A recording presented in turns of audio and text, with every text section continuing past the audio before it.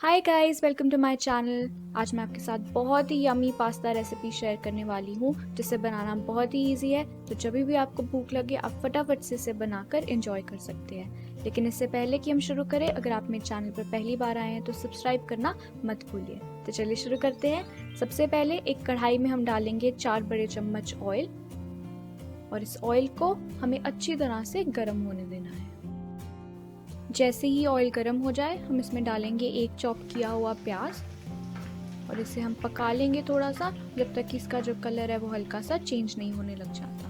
बिल्कुल ब्राउन नहीं करना है, बस हल्का सा कलर चेंज हो जाए तब तक हम इसे पकाएंगे। इसके बाद इसमें डालेंगे आधी चॉप की हुई कैप्सिकम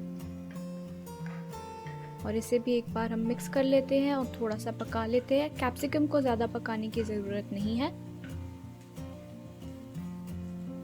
और इसके बाद इसमें हम डालेंगे 3 बड़े चम्मच टमेटो केचप।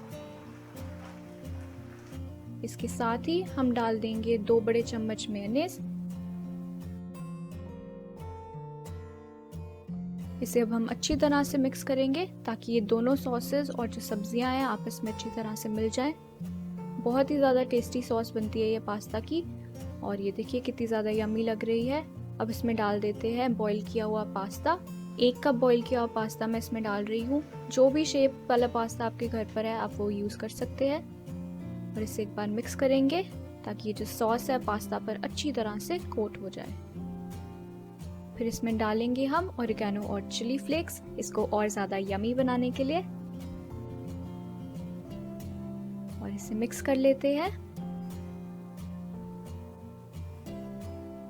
अब बारी है इसमें डालने की नमक।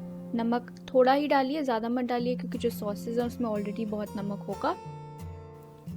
और इसे अब हम और यमी बनाने के लिए इसमें डालेंगे चीज़। 1 चीज़ स्लाइस मैं इस तरह से तोड़ के इसमें डाल रही हूँ। जो भी चीज़ आपके घर पे है वो डालिए। अगर नहीं है चीज़ तो चीज़ के बगैर भी बना सकते हैं, ऐसे भी बहुत ज़्यादा यमी बनता है।